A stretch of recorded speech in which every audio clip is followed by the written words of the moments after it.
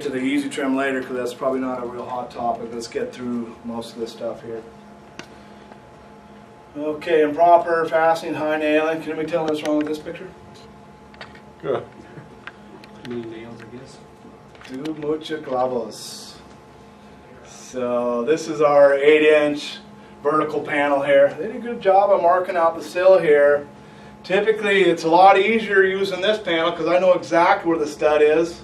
He took a while to find it. I think it's right here. Doesn't look like they used a corrosion resistant fastener to begin with. It looks like they used a sinker. Same deal here. Yeah. Probably in Texas. You got your work cut out there, Derek. So this is real common. Now this looks like crap, but this is better than face nail. And the reason why I say that is because it isn't going to crack the board out. This one might. This is how they do it in Hawaii. They put a single nail in the middle of it, and Hardy actually did some testing to make it work out for them. It's pretty funny. Whatever you do, don't put them up here. We show 3/4 of an inch up, 3/8 minimum. Don't put it in here because this is, if I was ham-fisted, I could crack that board out because there's nothing behind this. It's tight here, but there's a 1/4 inch gap between all this. Why you put 4 nails in there, I don't know. This is what caulking looks like after a while. If you do need a face nail, go to a stud or 2 inches over from the corner. And then you can use a finish nail. If it's not bad, if it's something that's really forced, you're going to have to use a headed nail because the finish nail won't last very long. Some clipped head nails in the wrong position. That looks great. Isn't that beautiful? That looks like some crap's on my house called sunlight. So this is a good picture for even the most renowned installer. Remember when they said they had the 5 layers and 5 layers or 4 and then 5 apiece? What happens if I've got these 2 boards together and this one's higher than the other one and they're rubbing, I can actually rub the top laminate off it. So anytime I'm nailing, blind nailing or face nailing, I need to have these boards, you should see me side, it's like I'm fighting the wall.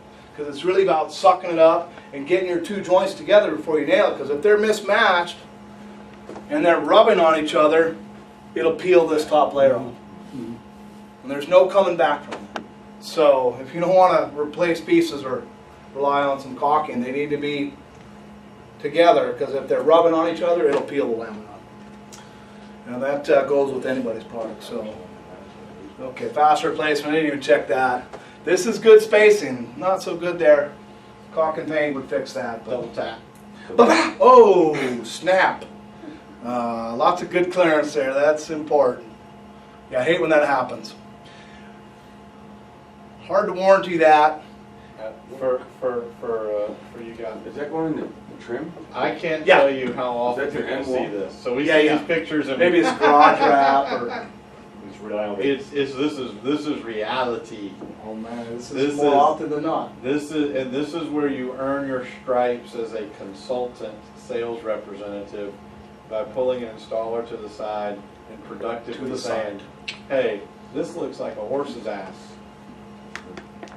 But I And, ain't telling you that in front of the homeowner. and I'm not going to tell you, I'm not going to put you on the spot, but here's what we're looking for, and if we need to get Tim Larson here to help you do that, because we're all better shape if this doesn't continue. First job. First time right out of the gate. No, it's real key that you get that separation. If you do get called out to a claim, don't be the fixer. You're the note taker. Well, I can't speak to the installers anyways, they're all Hispanic. There you I got Duolingo. You're gonna need to learn. Now I know nothing but nouns in Spanish. No conjugated verbs. No hable Tools. Fabricentos. Tijeras, martillo, El screw upo. el vice gripo. Okay. So, enough pictures. I've got some, but I don't know. That's a good illustration of why nailing into studs are better than plywood. Because this is probably into gypsum. Typically, I wouldn't see a nail walk out like that into plywood, but that's why you want to hit framing. And the reason why I say to everybody you want to hit framing, because if you don't hit framing, you're going to hit wiring, plumbing, HVAC, and all the trades and make a lot more money inside. If you hit the stud, they can't say boo to you. You know, it's going to hold better, it's going to look better, and it's going to cover your pocketbook. Because if you start hitting stuff that's not in the studs, guess who they're going to blame? If you say, I have to hit studs, it still might not get you out of it, but you're just doing your job. This, I had a guy, I was watching him, he put a nail like every 8 inches. I'm like, what are you doing? Well, that's how we do it. I'm like, man, you're using twice as many nails, but hope you don't hit anything in between the stud base. So this is a good one. If you're using that finish nail, and the one reason why I don't like the finish nails is because it has a chisel head on it. And if you're getting close to the edge, they don't go through that well, and they have a tendency to want to take the product with them.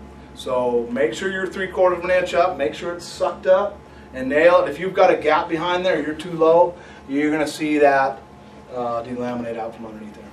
This is just showing a clip nail. This is a better picture of what happened here. Notice no problem here. No problemo. Got to be cinched up.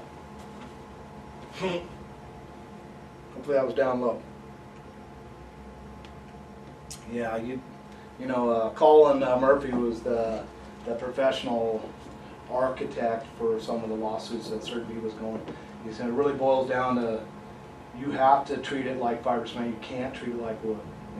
Can't countersink, can't do stuff like that. It's a pretty rigid product, but it's not bulletproof.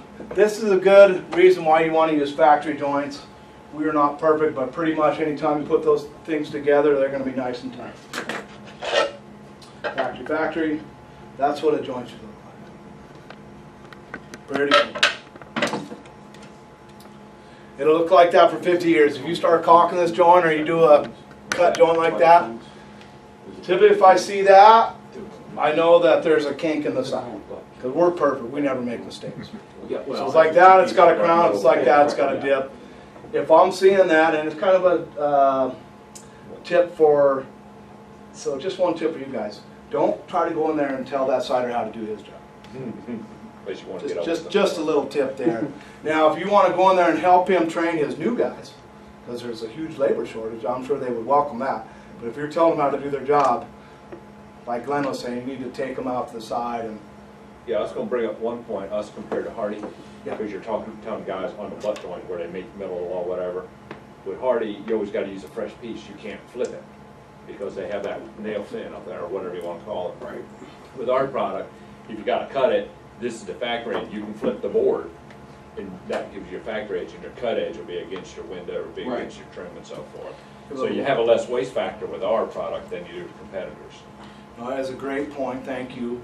We have flexibility. We're nice to work with. Our boards are easy to work with, and that was the beauty. I actually worked for Hardy when they were planning on doing that. I'm like, man, that's not a good idea.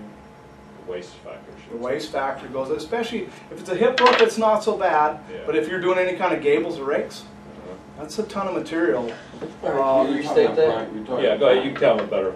Restate that for me? Yeah. Well, so the Hardy line. Hardy Zone's cold weather board actually has a bevel on it with a bowl nose and a nail line, so you can't reverse it. Okay. Where ours, I can pick the best. You know, I worked for some really persnickety people. So can you?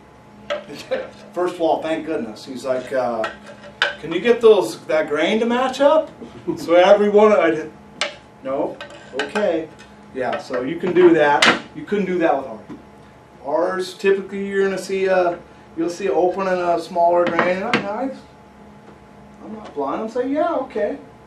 It's gonna cost you another couple $100. I'll do that for you. You know, nothing was ever out of the question, but it always came with a price tag. I was pretty good about line item stuff. You want to take some stuff out, no problem, save some money. Want to add some stuff? It's going to cost you a little bit of money. I'm not going to get rich off it, but I'm not doing extra work for free unless you give me your next 200 houses. Then I might cut you some slack. Okay, so butt joints.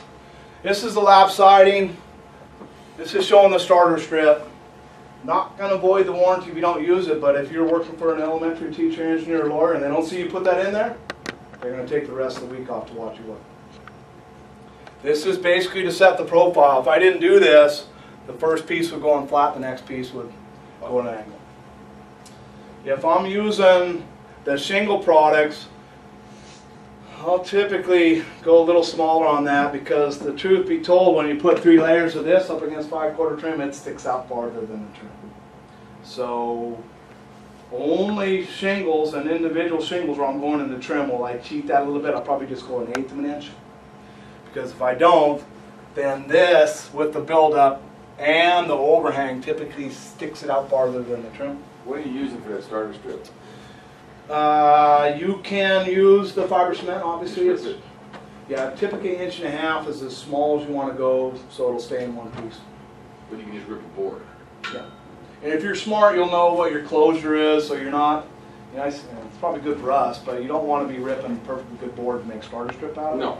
So if you know your closure piece, you can, kill 2 birds with 1 stone there. Hey, you want a great suggestion? You look like a real good, smart installation guy. What's perfect for that? So you don't have to rip it.